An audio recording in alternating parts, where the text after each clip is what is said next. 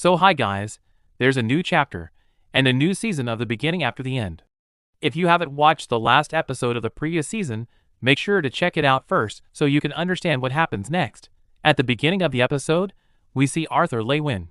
He looks intense and serious, staring ahead while thinking about Sylvie, who has been possessed by Agrona Vritra, the ruler of Alakria. On the other side, Sylvie stands with completely red eyes and a faint smirk, clearly under Agrona's control. Realizing the situation, Arthur quickly raises his hand, gathering air from outside before sealing the door with his magic.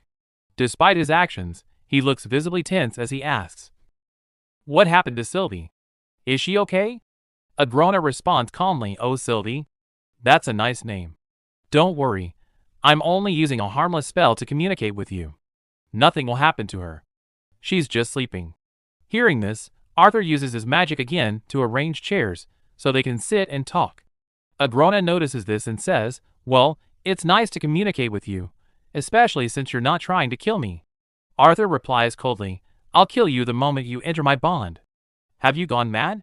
Agrona answers, "By the way, I can't use mana arts inside this body." Then, with a more serious expression, he continues, "Let's talk about something more important."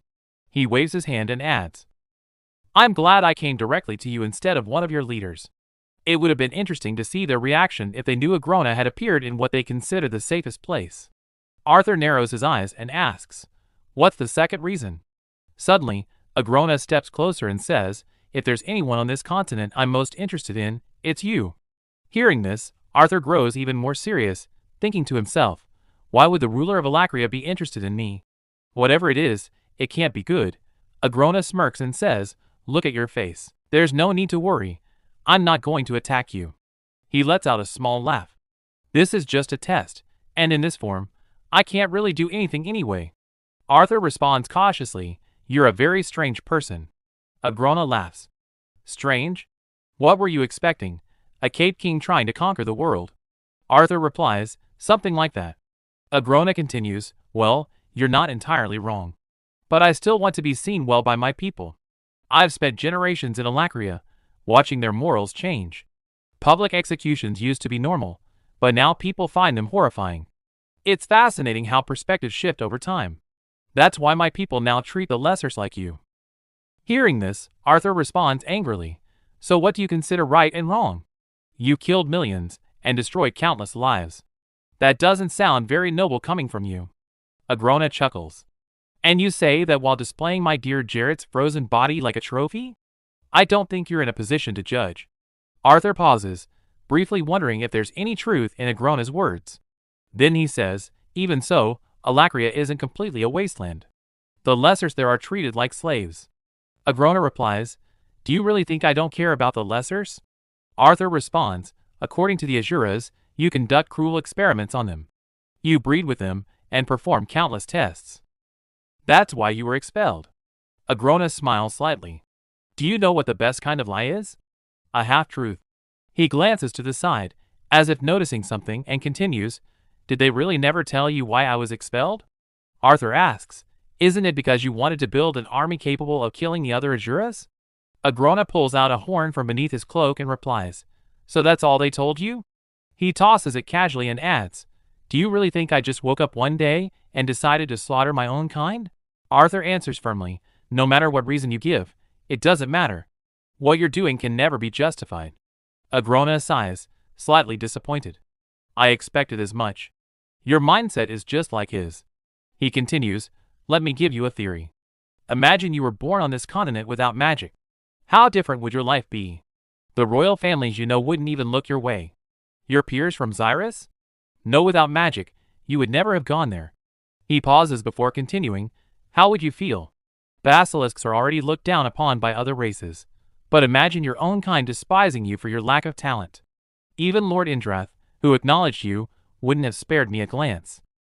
Arthur scoffs and replies, "And this hypothetical version of me is supposed to relate to you? That still doesn't justify playing with countless lives just to gain power." Agrona narrows his eyes and asks, "Do you cry for the ants you step on?" Arthur laughs slightly. "I was naive to think we could have a rational conversation." Agrona waves his hand dismissively and says, Everything I achieved through those experiments has benefited the leaders of Alacria. They worship me, not out of fear, but out of reverence. To them, I am their savior. Arthur asks, did you erase their memories? The memories of you killing and torturing their ancestors? Or something like that? Agrona Vritra turns to the side and replies calmly, I'm sure those test subjects were grateful that I made use of them. It is their heirs, their future generations, who will reap the rewards of their sacrifices. Hearing this, Arthur Lewin thinks to himself, this egotistical maniac. He truly believes what he's doing is right. Arthur then asks, what exactly have you accomplished that could possibly justify experimenting on the people of Alacria? Agrona, while casually touching a nearby piece of art, replies, Arthur. In Decathlon, the ratio of mages to non-mages is 1 to 100. He then turns toward Arthur and continues, what do you suppose the ratio is in Alacria? He pauses before answering, it's 1 in 5. Hearing this, Arthur is stunned, his eyes widening in shock. 1 in 5. Agrona smirks and says, look at you, you're impressed. Arthur quickly regains his composure and asks, what's your goal in all of this? You sound insane. Agrona replies calmly, insanity is relative. Arthur, now more cautious, says, I assumed you wanted my help. Or that you were trying to get me on your side. Hearing this, Agrona laughs. My side? He sighs lightly and continues, you make a lot of assumptions, but you're still missing the answers. Then, with a faint smirk, he adds, I suppose I can provide some. The scene shifts to a forest. Soldiers are running quickly, holding their weapons, and forming shields behind them. A huge giant crashes through their defenses, breaking the shields and throwing soldiers aside as it runs away. Even so, the others keep trying to hold their ground, pointing their weapons at the giant beast. One of the leaders shouts angrily, oh great Vritra! Shields up! Keep the defense panels steady. Don't let any beast stray from the pack. The soldiers move forward, trying to control the beasts with their weapons and shields. Nearby, a soldier named Ashton sits on the ground, using his magic. The leader clenches his fists and grits his teeth, thinking angrily. It was such a pain bringing them here from the northern beast glades. I guess even Anads have their uses. Better one of them dies than a mage. He looks at Ashton and asks, can you scan inside the forest? Ashton replies nervously, no sir. My range can't reach that far. Maybe because of the fog. The leader turns and says, looks like you'll have to go in with us. Ashton is shocked. What? That's not what I... Before he can finish, the leader grabs his shoulder and shouts, you sentries think you're special because of your spying tricks? You'll be safe with me and the casters, safer than if you keep talking. Ashton quickly nods. Yes, sir. The leader lets go and says, now form a mental link with me, and only me. You don't seem very good at multitasking. Ashton places 2 fingers on the leader's head and forms the link. Then he speaks through it, can you hear me? The leader responds, how is it you still stutter even in your own? Ashton interrupts, I can only send messages one way. I won't be able to hear you. The leader tosses him a small bag. I hear you. Get ready. This powder will stop the corrupted beast from attacking you for a short time. He then thinks to himself, all the beasts have entered El's higher forest. I can finally show off my newly unlocked crest. If this mission succeeds, I'll gain access to the obsidian vault and get an emblem, just like my father. Meanwhile, all the soldiers line up, waiting for orders. The leader smiles, raises his hand, and shouts, Anads, front line. Weapons ready. Strikers, behind them with shields. Casters, stay close. All the soldiers get into position, gripping their weapons tightly. The leader cracks his knuckles and gives the final command. In the El's higher forest, the elf soldiers stand guard, holding their weapons and watching the area carefully. Suddenly, loud noises echo through the forest. The soldiers turn in shock and see a large group of mutated monsters rushing toward them. The elves quickly raise their weapons to fight back, but the sudden attack throws them into panic. At the same time, on the other side, the Unad's leader smirks and gives the order, charge. His soldiers rush forward with their weapons, clashing with the elf soldiers. Blades collide as both sides fight fiercely. While watching the battle, the Unad's leader thinks, these Decathian mages have strange and flexible magic. Even the weaker ones can protect themselves with mana. But it doesn't matter. This mission is an easy way to earn honor and raise my status. He continues thinking proudly, leading these mutant beasts is exciting, much better than those boring secret missions. My presence alone gives these soldiers confidence. Most of them are older than me, yet their runes are far weaker than mine. My father may not have gained a legendary regalia, but I will, once I enter the vault myself. On his back, a glowing mark shows his strong mana power. He smirks confidently and thinks, I alone will make House Vale rise above all of Vekar, maybe even all of Alacria. Then he notices some of the mutant beasts being killed quickly. On the battlefield, the elf leader fights skillfully, cutting down the beasts one by one. She shouts, do not let a single beast pass. The Unad's leader grips his blade and smirks. She's my target. He gives quick orders. Saren, focus your shields on me. Stay back with Mari. Ashton, stay close to them and report my position if I'm in danger. He channels mana into his blade, making it glow, and rushes toward the elf leader with a confident smile. She notices him and blocks his attack, but the force pushes her back. He thinks she barely defended herself with mana. As he turns, several arrows fly toward him. These Dicathian mages may be versatile, but they're as slow as I heard. A shield activates just in time and blocks the arrows. The young leader smirks. Primitive fools. Meanwhile, the mutant beasts continue attacking the elf soldiers, killing them one by one as the battle rages on. The young leader smirks again. He covers his body with fire mana and rushes toward the elf leader with his blade. Ashton, who is linked to his mind, speaks. The Dicathian mage has different mana readings, but she's on the lower side of a mid-tier mage. Her caster is preparing a single target spell. At that moment, the elf leader casts a spell and fires an arrow at him. Duck, Ashton warns. The young leader quickly bends down and dodges the attack. He thinks, if that attack had hit me directly, even a shield wouldn't have saved me. He stands up again, holding his blade covered in fire mana. I need to end this quickly.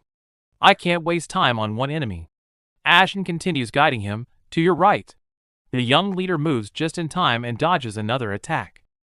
He thinks, so this is what it's like to have a sentry helping. Even without strong attack or defense magic, they're still very useful. He raises his blade and swings it down at the elf leader, trying to crush her. But she dodges at the last moment.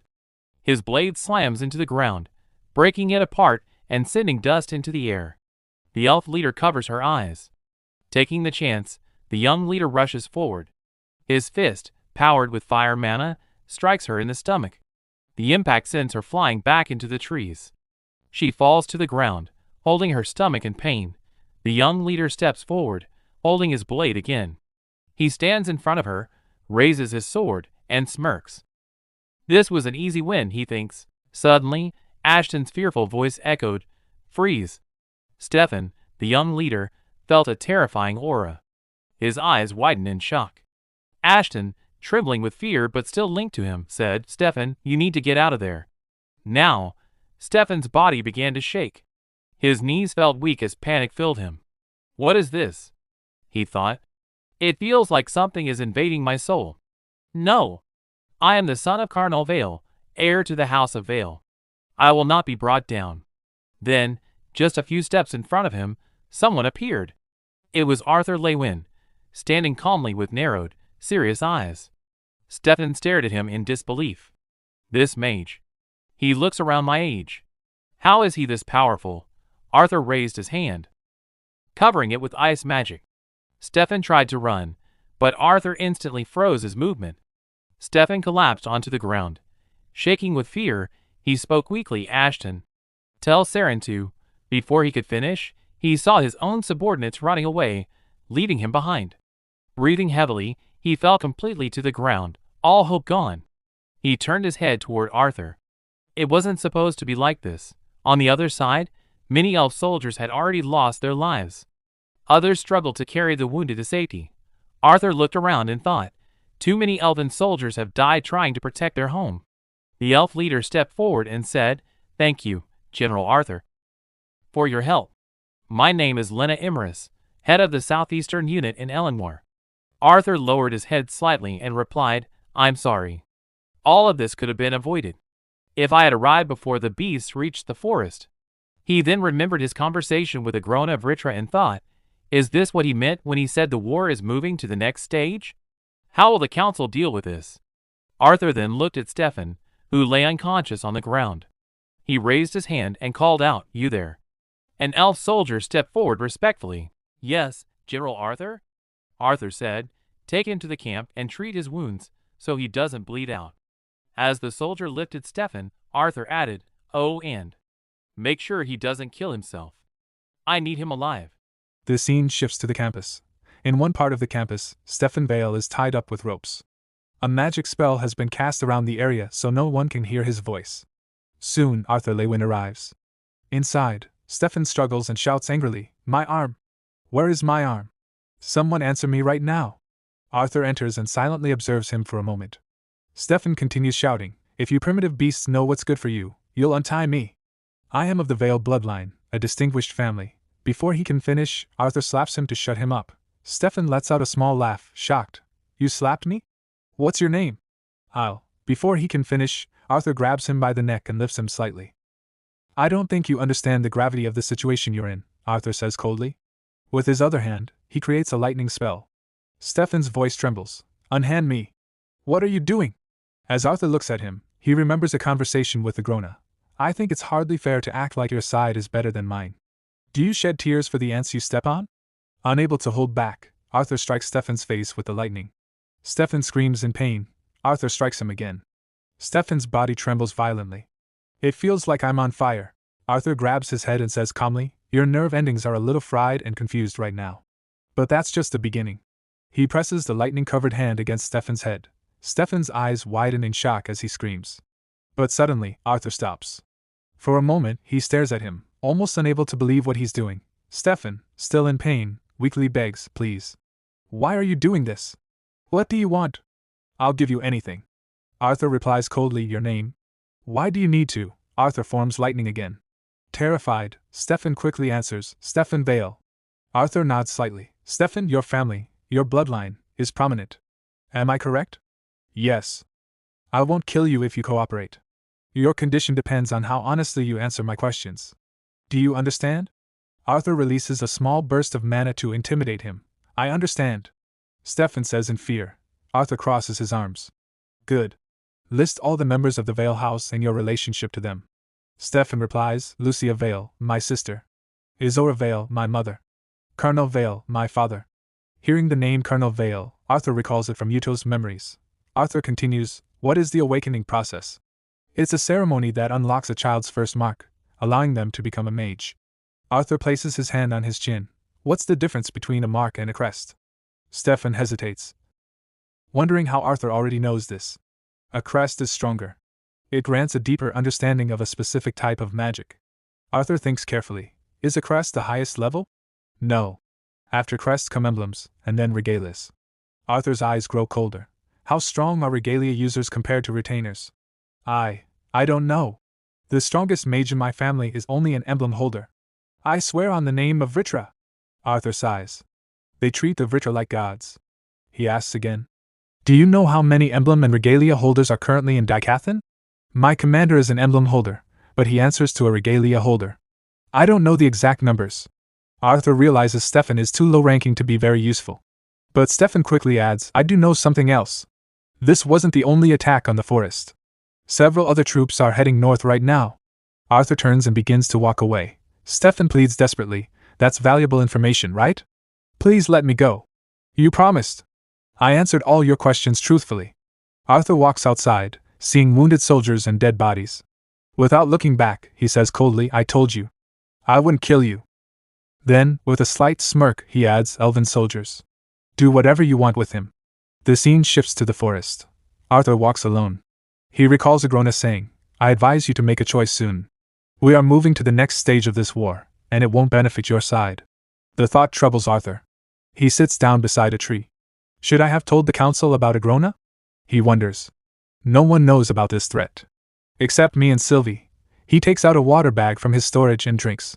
She only knows because it's getting harder to hide my thoughts from her, he thinks. I hope Sylvie is adjusting to her new body and abilities. He clenches his fist. I have better control over my dragons now that I've reached the white core stage. He places his hand on his head, worried. It's a good thing I left her at the castle. Again, Agrona's words echo in his mind. I'm sure those test subjects were grateful. Winsam, Alder, and the rest of the Azuras have abandoned you and Daikathan. Suddenly, his memories shift. He sees his past life as Gray. Gray is tied tightly to a chair. A voice calls out, "Can you hear me?" Gray struggles to free himself, slowly opening his eyes. "Who are you?" A figure in the shadows spoke. "What is the last thing you remember?" Gray thought for a moment and replied, "I just won the tournament." The figure asked again, "What else?" Gray answered, "I accepted an offer to be mentored by a powerful person." The figure stepped forward, revealing a man with a mark on his face standing in front of Gray. Another man beside him asked, "What is the name of the woman? And what is the nature of your relationship?" Gray thought carefully. If they already know it was a woman, they're only looking for confirmation. He replied, "I know her as Lady Vera. I just met her." The man with the mark pointed at Gray and shouted, "Lies." The other man held him back and calmly asked, "What happened after you won the tournament, Gray?" Gray answered nervously, "I was heading back to my dorm room." Suddenly, the marked man grabbed Gray by the neck and shouted again, "Lies." He lifted Gray along with the chair and said coldly, "It would be wise to tell us which organization sent you to protect the legacy." Gray trembled, unable to scream. Tears filled his eyes as he thought, "What are they talking about? Organization? Legacy?" The man threw him down, and Gray cried out in pain. The other man turned to his partner and said, "Strip him. I'll get the white phosphorus."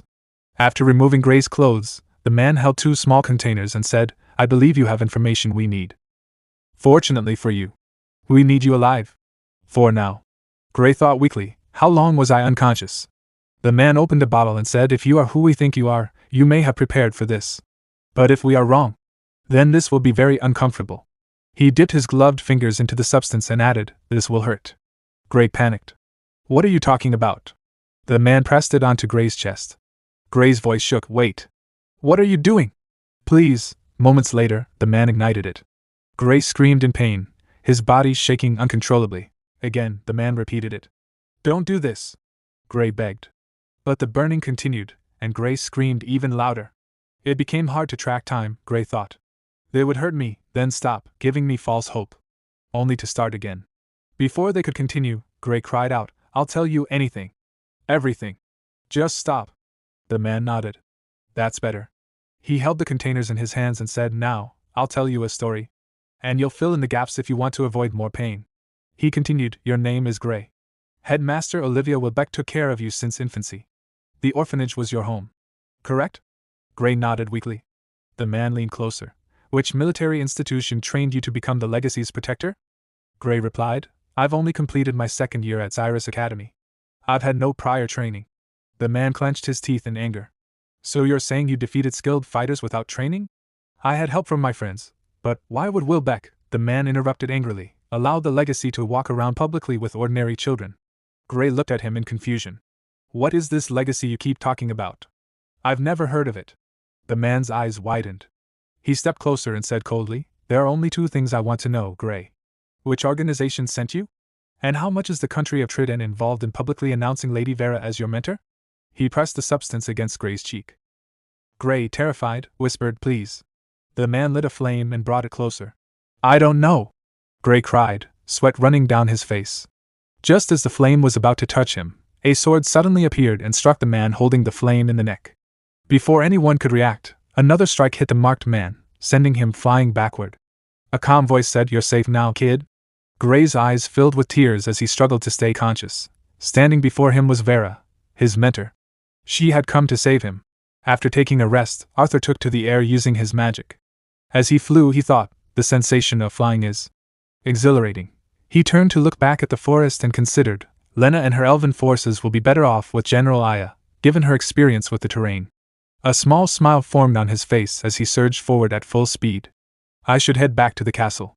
But the transmission scrolls should provide enough information about the Alacrians for now." The view felt different flying without Sylvie. Memories of his past life surfaced, and he thought, "She'll probably worry that I had another dream about my former life. I'll update her when I get back." Closing his eyes briefly, Arthur increased his speed. As he looked down, he thought, "For now, I need to go where I'm needed the most." Suddenly, he stepped on the air to slow himself, raising a hand as he reduced his momentum. Looking down beyond the mountains, he spotted a massive wall. Fires burned fiercely, and the sounds of battle echoed across the land. An Alacrian rode a beast, charging forward, while 2 soldiers thrust their spears at it. Blood splattered as the beast let out a pained scream, its rider nearly falling off. Another Alacrian raised a shield spell, deflecting attacks and forcing the soldiers back. Observing the scene, Arthur thought, this is where I'm needed. The wall faces constant assaults as the Alacrians attempt to break through the defensive line.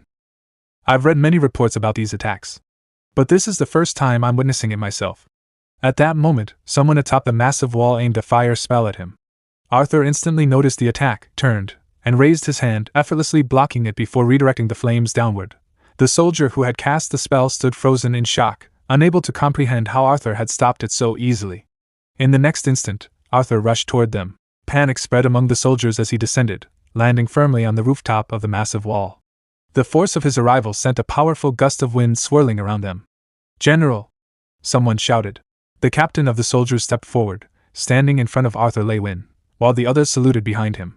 One soldier, trembling, stood beside the captain, the very one who had launched the fire spell.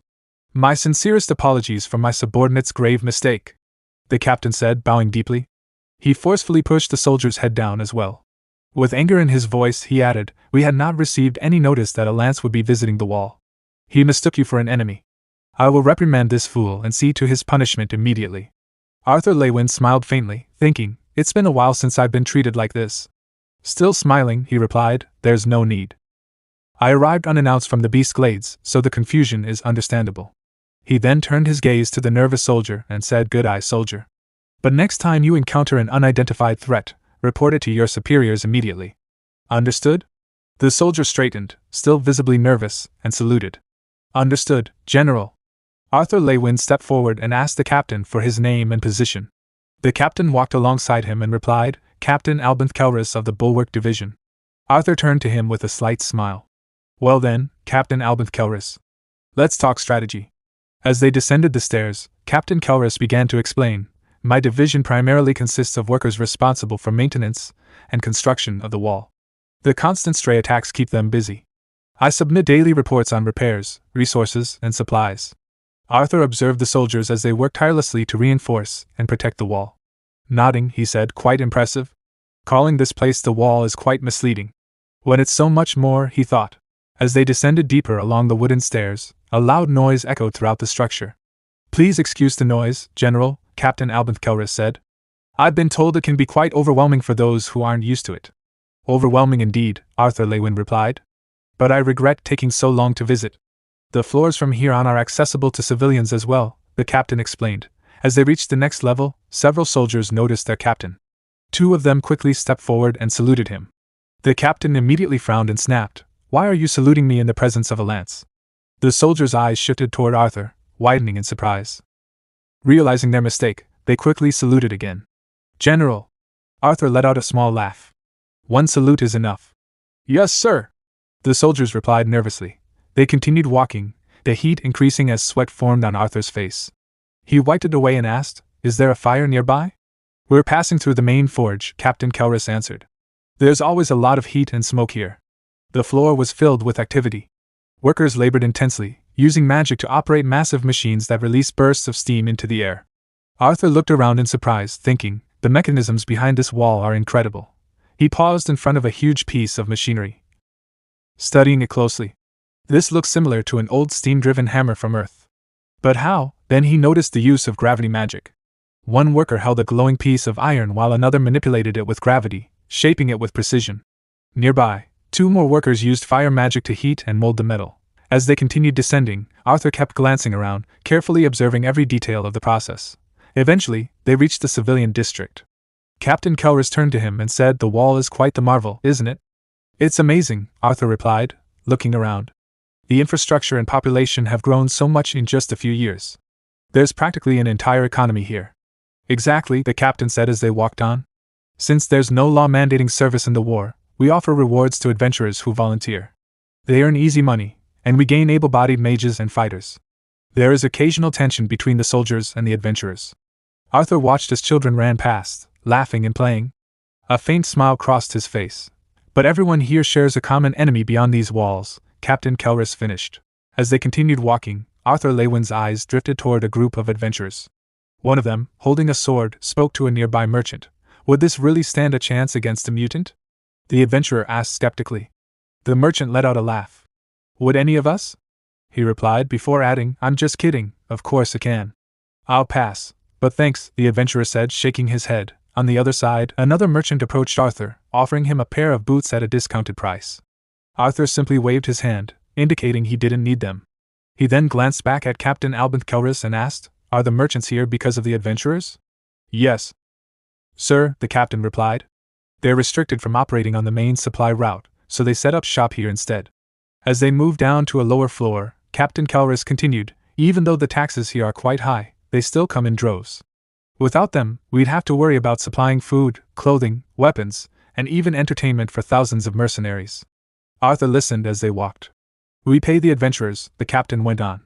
The adventurers spend their earnings with the merchants, and we collect taxes from the merchants to fund the adventurers. It keeps everything balanced. As they passed by food stalls, the smell caught Arthur's attention, and his stomach growled softly. He felt slightly embarrassed but kept walking. Everyone earns a living, Captain Kelris continued, and we all play a role in defending the wall. Arthur looked around with a faint smile. It's brilliant, he thought. A resourceful use of everything available. His gaze shifted to the captain. The economy here says a lot about the senior captain managing this city-like fortress. Captain Kelris smiled slightly. I'm sure flying down would have been much faster, but I hope this tour helped you become more familiar with the wall. I appreciate it, Captain Albinth, Arthur replied. The captain nodded. This is where the captains and division heads hold their meetings. Arthur looked ahead, surprised. That's a lot of guards, he thought. You arrived at a good time, Captain Kelris added, slipping a hand into his pocket. A meeting is about to begin. I was heading there when you showed up. He presented his identification to the guards, who quickly granted them entry. The senior captain is inside, Kelris said as they walked in, along with the other captains and division heads. The senior captain, Arthur thought. Inside, a large table dominated the room, covered with a massive map. Several captains sat around it, holding documents as they discussed matters. Their attention shifted as Arthur entered. Captain Kelris saluted. The senior captain rose from his seat and spoke, General Arthur Lewin. It's an honor to have a lance present here. The others immediately began to stand out of respect, but Arthur raised his hand. No need. Please stay seated. The senior captain nodded and continued, Please have a seat and allow me to introduce myself. I am Trodia Flamesworth, the senior captain in charge of the wall. The scene shifts to the castle, where a voice echoes loudly, Come on. You've got this. Inside, Sylvie, now in her human form, looks completely exhausted. She leans against the side table, her body trembling. Struggling to keep herself upright, she mutters, I can't. Her voice shakes as she repeats, I can't do it. On the other side, Arthur Lewin's younger sister, Eleanor Lewin, raises both her hands, encouraging her. You can do it, she says with determination. Eleanor is trying to teach Sylvie how to walk. Since Sylvie is in human form, she isn't used to standing or moving on her own feet yet. Sylvie looks at Eleanor and lifts her hands slightly, pleading, You're too far this time. Come a few steps closer. But Eleanor shakes her head firmly. No. You have to try walking further without any help. Taking a deep breath, Sylvie turns around and slowly attempts to stand properly. Her legs tremble as she carefully taps her foot forward, trying to move. As she manages to take a step, Eleanor beams with excitement. That's it. You're doing really. Before she can finish, Sylvie loses her balance and begins to fall. Seeing this, Eleanor quickly jumps forward with her hands outstretched, trying to catch her. But instead, both of them tumble to the ground together. They stare at each other for a moment, panic in their eyes, before suddenly bursting into laughter. Still lying on the ground, they hold each other's hands, laughing freely at the moment. Back at the wall, a meeting was being held, and Arthur joined in. One of the captains, Captain Kruer, pointed at the map spread across the large table and said, Based on their last transmission, there are currently 5 units in this region, and another 3 farther east. The senior captain in charge, Trodia Flamesworth, held a set of documents in his hand as he responded, Captain Kruer, the log sheets for clearing the dungeons. How accurate is this timeline? Captain Kruer replied, Fairly accurate, taking everything into account. Before she could finish, Trodia placed the documents firmly on the table. 1 week is too long, he said coldly. The number of corrupted beasts attacking the wall continues to grow. 4 days for each dungeon, that's all we can allow. Arthur watched him carefully. Throughout the entire meeting, he paid close attention to Trodia Flamesworth. He couldn't help but feel a negative bias toward him after hearing about the Flamesworth family's values from Jasmine and Hester. On the other side, Captain Kruer quickly placed several papers onto the table and protested, But sir, rushing the expeditions to that degree will cause significantly more casualties. Arthur continued his thoughts as the discussion went on. After hearing everything in the meeting and seeing the man in person, all he felt was a wary sense of callousness. Some of these dungeons had never been cleared before. Without extreme caution, an entire unit could be wiped out. But in the end, he had come here as a lance, not as Jasmine's friend. Trodia Flamesworth waved his hand and replied firmly, "The wall is the last line of defense on the eastern border, and our numbers are already limited. If a soldier from your unit dies out in the Beast Glades, that soldier's family isn't in danger." Hearing this, Captain Kruer felt a wave of nervousness but remained silent. Arthur Lewin continued observing, his thoughts running quietly. Trodia Flamesworth may be a poor father with a cold personality. Trodia continued speaking, his tone unwavering. However, if the number of beasts from uncleared dungeons overwhelms the wall because your unit is too busy exercising extreme caution in one dungeon, many more lives will be lost here. And those monsters, and the Alacrians controlling them, will move on unimpeded to the nearby towns. Captain Kruer nodded, understanding the situation. Trodia looked at her coldly. 4 days. That is an order, Captain Kruer. Arthur glanced at him again, thinking, but his leadership is solid. Then Trodia turned to another officer. Captain Albert Kelris, what is the progress on the new routes for our Trailblazer division? Arthur's eyes shifted slightly. That's Tesh's division, he thought. Captain Albert Kelris raised his hand and replied, "We've just finished securing the 4th tunnel." He stood up and pointed at the map. It's the longest one yet, and the entrance is hidden in a small crevice along a riverbank. A team of Earth mages is still reinforcing the tunnel, but it should be accessible to Captain Kruer's unit within the week.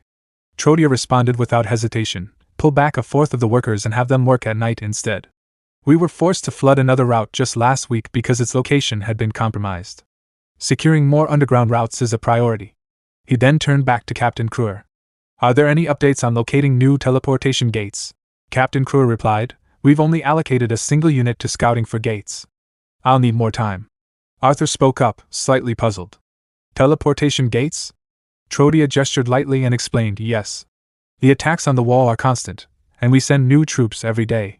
Right now, the best way for our soldiers to access the Beast Glades is through our underground channels. But those tunnels are often unstable, and traveling on foot is slow and dangerous." He continued, "However, with the train currently being built to connect the wall to Black End City, we will soon have easier access to the city's teleportation gate. If we are able to locate any gates hidden within the Beast Glades, we can connect them to the city gate.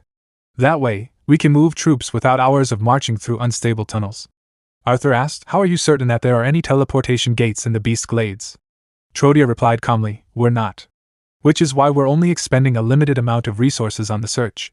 Arthur Lewin looked at the documents and thought, teleportation gates, along with the floating castle and Xyrus City, are relics left behind by the mages of old. These archaic stone arches are engraved with indecipherable runes. Yet entire cities have been built around them. Modern artificers have learned how to connect teleportation gates and change their destinations. But actually creating one remains a distant dream. After a moment, Arthur spoke. "What method is the unit using to track down the gates? I assume they're not just blindly wandering around." Trodia held the documents in his hand, resting his other hand against his chin as he considered the question. "I prefer not to waste even the smallest amount of resources," he said. He then placed the documents on the table and tapped them lightly. "The gates constantly emit faint fluctuations of mana particles. Since these fluctuations occur across the entire spectrum of elements, the gates blend into the environment, making them difficult to detect." Arthur frowned slightly as he processed this. "Then it would be similar to tracking mana fluctuations, like when I had to find Darv. Searching for deviations in ambient mana using Realm Heart was already difficult. But detecting fluctuations across all elements, while flying blindly over the entire Beast Glades." He took a deep breath. "It would be a waste of time, especially since there might not even be any gates." "I understand," Arthur said calmly. Trodia nodded. "My apologies for having you sit through this meeting, Lance Arthur. We'll wrap it up shortly." Arthur shook his head slightly. "Actually, before you end the meeting, I would like to share what I've learned about the enemy forces." The scene shifts to the civilian area. People chatter among themselves, trying to appear cheerful, but beneath their smiles, they hide their fear. Arthur observes them quietly. According to the reports, many families reside within the wall's small makeshift city, mostly the families of soldiers, merchants, and others like them. Living here, right on the doorstep of battle, drives people to seek whatever comforts they can afford. Suddenly, the sound of an explosion echoes through the air. The wall is under attack again. Arthur's attention immediately snaps toward the sound. Around him, The civilians also look up, their expressions tense as the distant rumble reaches them. Nearby, a merchant waves his hand, trying to keep business going despite the situation. Your shoes look a bit thin for someone in these parts. Might I interest you in a pair of fine leather boots for your poor feet? Arthur glances around. If you look closely, you can see it, the subtle tension hidden beneath the surface. It's in the laborer's quick steps and downcast eyes. In the short, nervous exchanges between merchants and adventurers. Everyone is pretending not to be afraid. He picks up a pair of leather boots, still deep in thought. These people understand the threat of the Alacrians better than anyone. His mind drifts back to the earlier meeting. Trodia had smiled faintly and said, "Intriguing. General, you say that the Alacrian mages have a very limited and specialized form of magic manifestation. But what is stopping a striker from forming their mana into a protective shield?" Captain Kruer had added, as Senior Captain Flamesworth said, "I can't pass this information to my troops without certainty. They could be injured or killed if a striker suddenly launches a ranged spell or conjures a mana blade as a shield." Arthur had replied calmly, "You don't need complete certainty. Inform only the unit leaders and have them observe." Then, looking directly at Trodia, he had continued, "Our enemies use magic very differently from us. But different doesn't mean better. Study their abilities and exploit their flaws. The Council will be expecting reports based on observations of the enemy's limitations." Back in the present, Arthur sits while eating some barbecue, lost in thought. Even after learning about marks, crests, emblems, and regalias, I can tell they're still hesitant to believe the Alacrians are truly that different. Hopefully, this information will still give us an edge in the battles ahead. Suddenly, the sound of steady footsteps approaches. A troop of soldiers marches past, holding their spears as they head out. The merchant glances at them and says, "There goes the Southern Evening Patrol." An adventurer sitting nearby scoffs. "A waste of resources, if you asked me. They should send all the soldiers toward the glades." The merchant replies, "They probably want to ensure safety after what happened last week." The adventurer waves his hand dismissively. Losing a few supply carts won't matter if the Alacrians manage to break through the front lines. Arthur listens to their conversation, then looks ahead as he begins to walk forward. Focusing all your forces in one place is a sure way to lose a war. He exhales quietly. Well, time to get back to work. With renewed determination, Arthur steps forward. The scene shifts to the outside of the wall. From far away, the sound of movement echoes through the air as a winding road cuts across the mountains, leading toward the massive structure. Along that road, 4 carriages move steadily forward, carrying vital supplies. Everyone remains alert, focused on ensuring the cargo reaches its destination safely. One of the carriages is driven by Arthur Leywin's father, Reynolds Leywin. Narrowing his eyes at the distant structure, he says, "The wall is in sight." A cold wind sweeps across the path as the twin horns accompany them, guarding the supplies with vigilance. Inside another carriage, Arthur Leywin's mother, Alice Leywin, sits alongside Jasmine, one of the twin horns. Both remain tense but determined, committed to their duty of safely delivering the supplies to the wall.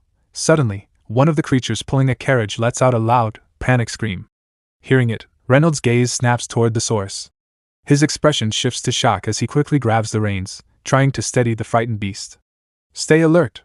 Something," he shouts, but before he can finish, a burst of fire erupts behind them. Reynolds grits his teeth, his mind racing. Another ambush?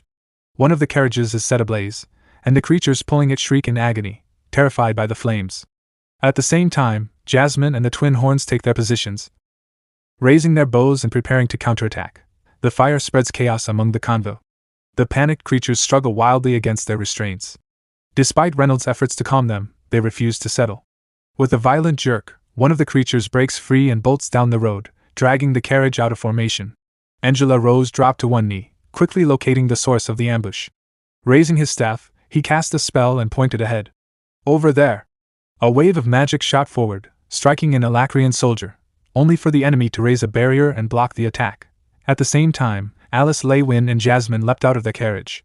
Jasmine gripped her daggers and rushed forward without hesitation. Behind her, Helen Shard drew her bow and began firing arrows in rapid succession. One of the carriages lost its balance amid the chaos, tipping over as 2 men were thrown to the ground. Angela lifted his staff again, conjuring multiple spells into the air. "Give us cover!" he shouted. Nearby, Reynolds Leywin clenched his teeth, scanning the area. "Where are they hiding?" Durden Walker quickly reacted, casting a defensive spell that formed a barrier around the carriages and his teammates. Others scrambled to steady the remaining carriages while searching for the hidden attackers. Stepping into the center of the barrier, Reynolds raised his voice. "Get ready to fight. Don't let them damage the supplies." Helen glanced at Durden, noticing his panic. Durden, stay on defense. Give Angela and me a clear view. Nodding, Durden used his earth magic to raise 2 large stone platforms from the ground, lifting Angela and Helen upward. From their elevated positions, they gained a better view of the battlefield. Meanwhile, Jasmine charged toward an Alacrian hiding in the distance. The enemy hurled flames at her, but she reacted instantly, throwing both of her daggers. The blades cut through the fire and flew straight toward him. He quickly raised a barrier, deflecting the attack, but in that instant, an arrow pierced his neck. The Alacrian staggered in shock. It was Helen, who had taken the shot from above. Suddenly, another Alacrian appeared, riding a massive flying creature as he descended toward Helen, weapon raised to strike. Behind you! Angela shouted, immediately casting another spell. He hurled a large rock with his magic, striking the creature midair. It's coming down! He yelled. The beast let out a cry as blood splattered from the impact, losing control. Its rider jumped free to save himself. As he landed, he unleashed a barrage of small ice shards, but Helen's next arrow cut through the air and narrowly missed him. Reynolds, stop him! Helen shouted. The ice shards flew toward one of the Twin Horns members, but before they could hit, Reynolds leapt forward, summoning flames to intercept and shatter the attack. Without hesitation, he followed up with a powerful punch aimed at the Alacrian. But just before the blow could land, the enemy conjured another wave of ice, swinging it forward. The sharp shards slashed across Reynolds' arm.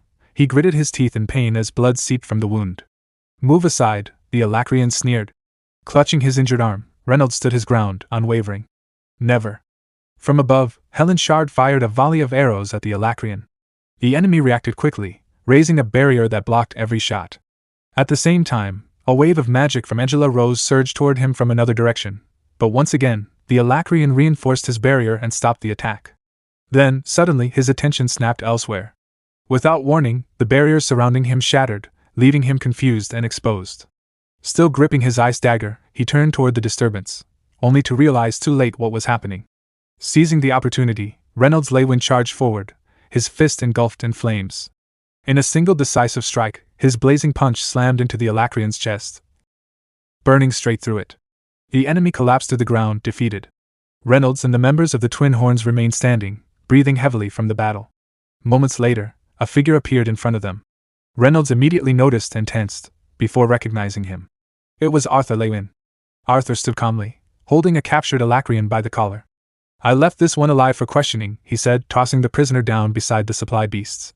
We'll send soldiers to collect that creature as well for research. Everyone stared at him in surprise. Arthur looked around, slightly uneasy. What? Reynolds suddenly grabbed Arthur by the shoulder, laughing as he held on tightly. I don't think I'll ever forget that you're a lance now. The others joined in with laughter. Arthur scratched the back of his head, smiling awkwardly.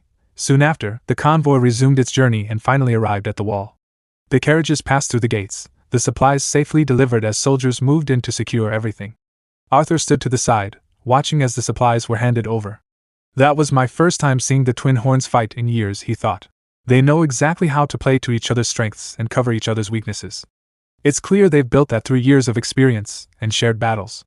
His expression softened slightly. But how many more battles can they endure before the war takes its toll on them?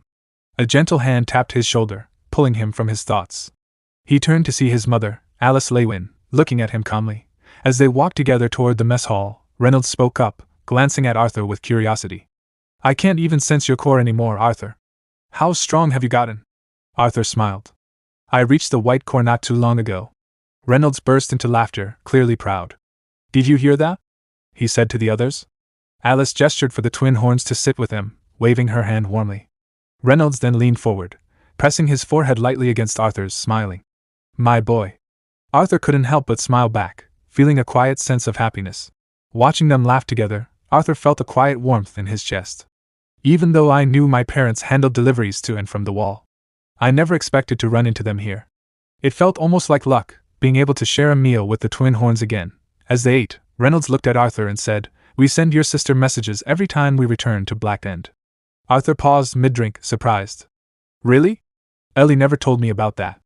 Reynolds chuckled. Your sister's going through a rebellious phase. Alice smiled softly and added, Most of the time, she just replies with I'm okay or I'm alive. Her expression turned slightly worried. Is she eating well? Making friends? Arthur set his cup down. If you're that concerned, why not visit the castle? I'm sure that's what Ellie really wants. Helen, overhearing them, spoke up while taking a sip of her drink. Security around the castle has tightened recently. Only high-ranking officials can use the teleportation gates, and even then, only for official business. Arthur turned to his parents with a small smile. I can take you myself. We can go to Black Bend together, and then head to the castle. Alice gently shook her head. We don't want to trouble you. Besides, a new underground transportation route is being built. She placed her hand over Arthur's. Once it's finished, we'll be able to visit you and Ellie much more often. Arthur quickly covered her hand with his own, his expression tightening with concern. But I've heard reports that the journey from Black Bend is becoming more dangerous. Just look at the battle you fought today. Reynolds frowned slightly. What about that battle? No one was seriously injured. Those Alacrians barely touched me. Arthur met his gaze, his voice firm. This time. But what about the next? Last time, Jasmine and Durden were unconscious. He pressed a hand against his chest. Ellie worries about you. I worry about you. Silence settled heavily over the table.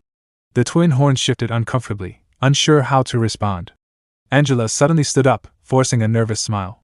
Oh, right. We never took our belongings out of the carriage. Helen quickly caught on. Ah, you're right.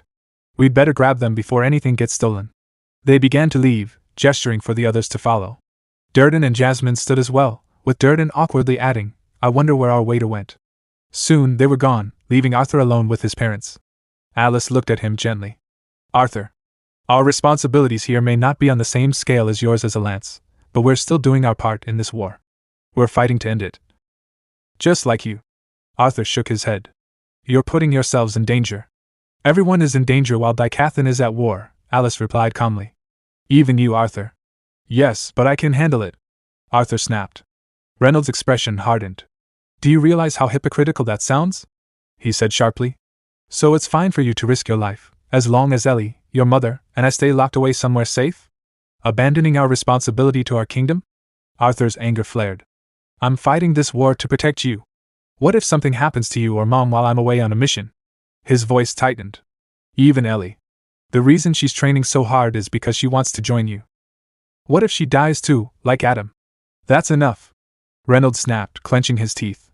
He took a breath, his voice firm but heavy. Keeping my family safe is my priority. But I also want my family to live happily. That's why we're doing this. He looked directly at Arthur, his eyes filled with conviction. Dicathan may not be your only home. But it's ours. And if that means dying so Ellie can live in a better future, then so be it. Alice lowered her head quietly. Then, without another word, she stood and left with Reynolds. Arthur remained where he was, his hand trembling with anger. In a sudden burst of emotion, he slammed his fist into the table, cracking it. A moment later, he shot to his feet and launched himself into the air, flying off in the direction his parents had gone. The pressure from his sudden surge of power caused nearby objects to shatter as he sped forward. Arthur Lewin sat sadly on top of a mountain cliff, thinking about his recent conversation with his parents. The cliff was so high that even the massive wall in front of him looked small. A cool wind flowed around the area, adding to the quiet mood. As Arthur focused on his thoughts, a hand suddenly grabbed the edge of the cliff below him. Startled, he froze for a moment. Then the figure climbed up. It was Jasmine. You should have some respect for those who can't fly, she said, jumping up and sitting beside him. Looking at him, she added, so this is where you ran off to last night? We've been looking for you all day. When we returned to the inn, the owner was worried about the mess you left. Arthur rubbed his cheek nervously. Sorry about that. I'll send a gift to make up for it. But how did you find me? Jasmine breathed into her hands to warm them. Don't underestimate your mentor. Arthur smiled slightly. I never have. After a short pause, she asked, how long have you been at the wall? I just arrived yesterday, Arthur replied. He then lit a small flame in his hand using fire magic to warm her. Seeing this, Jasmine said softly, thank you. After a moment, she asked, did you get the chance to meet my father? Arthur added more fire to keep the air warm. I walked in during one of his meetings. Have you seen him? Jasmine shook her head. Not once, even after all my trips back and forth. She hesitated before continuing, I won't ask about what happened at the inn, but you should know that your parents really care about you and Ellie. Whenever your father meets someone new, he always talks about his son, the Lance, and how proud he is. Honestly, it's a bit annoying. Arthur chuckled lightly. I know they care. Jasmine looked up at the sky. Reynolds, Lewin, and Alice both feel a lot of guilt.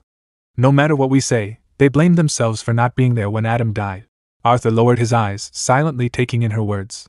She continued, "You know what happened to your mother before you were born. After what happened to Lensa, she was deeply traumatized. It took her a long time before she could use magic for anything more than minor injuries." Arthur flicked a small rock off the cliff. "I know. That's why I thought they would stay at the castle until the war ended. But instead, they threw themselves into the middle of it, traveling through dangerous lands, fighting off attacks." Before he could finish, Jasmine gently placed her hand over his and smiled. "What they're doing now is for you and Ellie, but also for themselves," she said. "They're trying to overcome their past mistakes and fears so they can become better parents." Arthur sighed softly. "I know. I've been selfish too.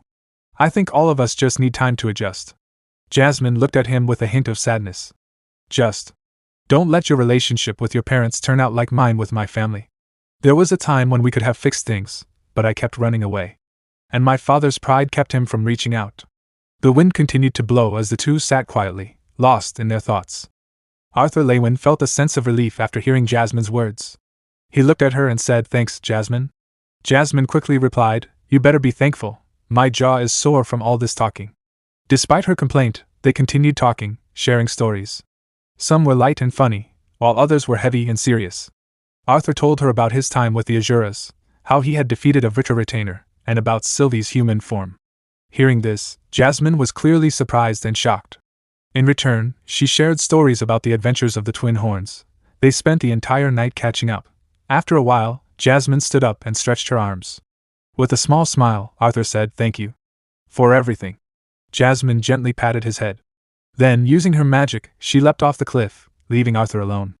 Arthur looked up at the sky and let out a quiet sigh. After their conversation, he felt a little more at ease. The scene shifted to the castle, where many sounds echoed through the halls. Inside the kitchen, the elven chief was busy making a cake. As he carefully prepared one of the desserts, his eyes suddenly shifted. He had noticed something. It was Sylvie, peeking from the side, watching the cake with clear desire. After finally getting some food, Sylvie walked on her feet while eating.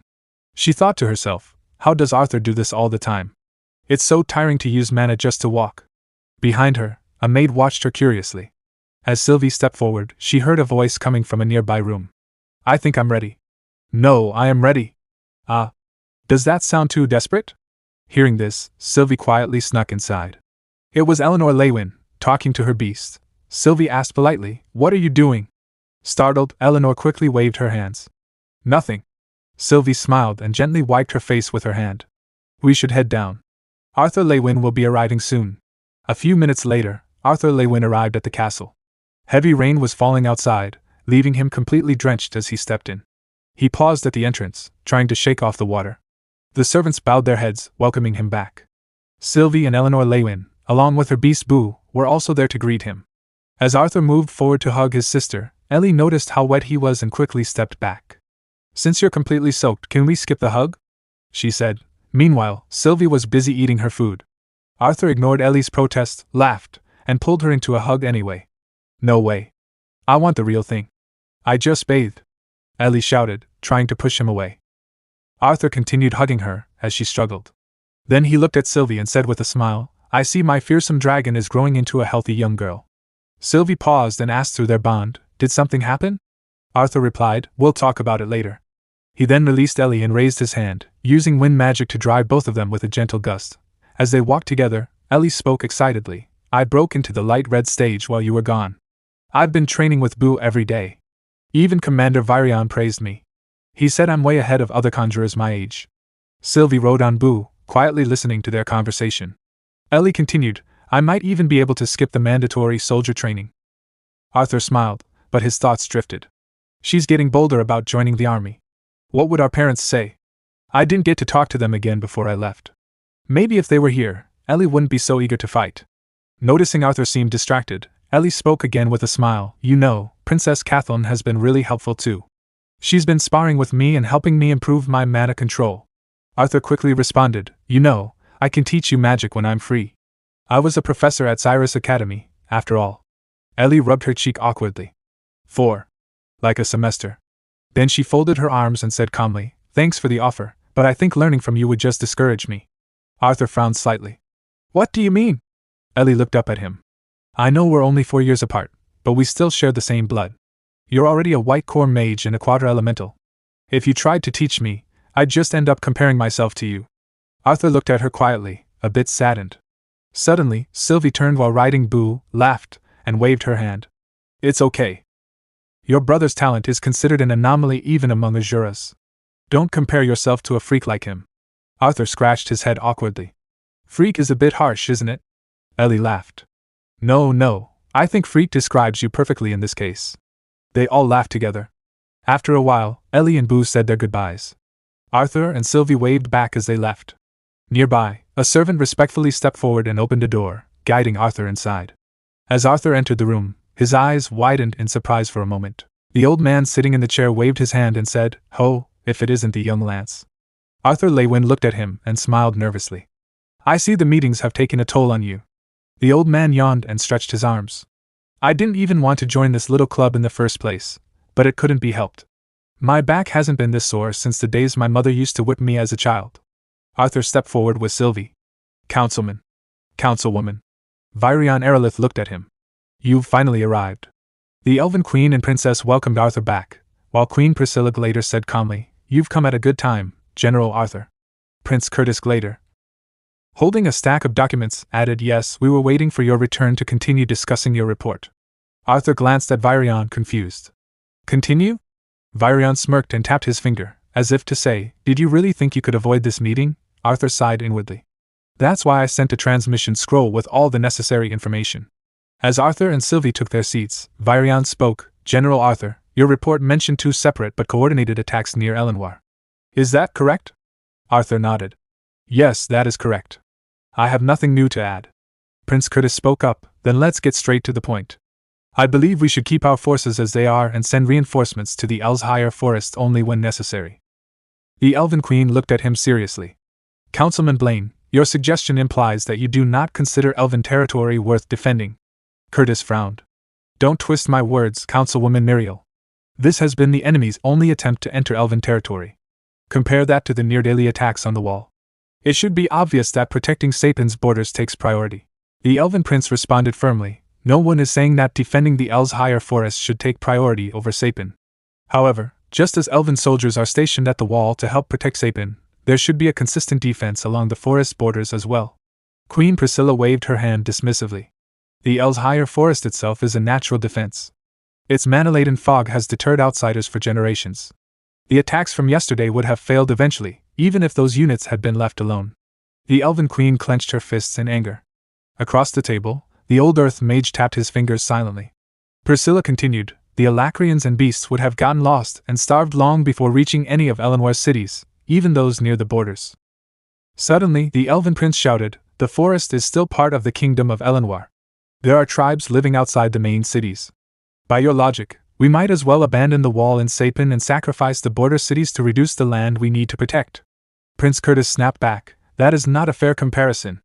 If Sapin were to fall, even its outermost cities, the Alacrians could march straight into the heart of your lands as well." The Elven Queen narrowed her eyes. "Watch your tone, Councilman. You speak as if the elves owe you something, yet we have sent many mages to help defend against the Alacrians. If even a fraction of those forces were assigned to guard our forest, this meeting would not be necessary." Queen Priscilla replied calmly, "The truth remains, Muriel. While the Elshire Forest is part of your kingdom, no elven city or town has faced direct battle." The Elven Prince sighed, placing a hand on his forehead. "All we are asking is to recall some of our soldiers to Elenwar so they can defend their homeland." Curtis responded sharply, "Those soldiers are no longer yours alone. Have you forgotten? The Council was formed to unite the 3 races against an outside threat. Our duty is to remain impartial and lead the entire continent to victory over the Alacrians." The Elven Prince fired back, "You speak of impartiality, yet you focus only on what benefits your own kingdom." Suddenly, Virion slammed his hand down, releasing a burst of mana that shook the room. "Enough. I've heard both sides. Before you reduce yourselves further by arguing like spoiled children, I will speak." The room fell silent. "Based on the pattern of attacks, Sapin remains the primary target for the Alacrians," Virion continued. "The easiest path to the major cities of both Sapin and Elenwar is through the northern range of the Grand Mountains, and through the wall. We must assume the enemy knows this and will continue focusing their efforts there." He paused before adding, "As for Elenwar's defense, we will relocate several Trailblazer units to the dungeons near the southern border. If another incursion occurs, they can emerge and provide immediate support." Prince Curtis nodded. Don't worry, Alduin. The El's higher forest is vast, and its fog is a powerful deterrent. As things stand, Elenwar will remain safe. Alduin lowered his head, still looking troubled, but said nothing. The scene shifted to the Elenwar forest. Deep within the dark woods, the Alacrians were using their magic all around. Their spells spread across the trees as they worked. One of the Alacrians, holding mana in his hand, spoke to another. How much longer do you need, Circe? My veiling barrier won't last much longer, especially while covering such a wide area. Circe looked up, her magic already flowing into a massive tree. Done, she replied calmly.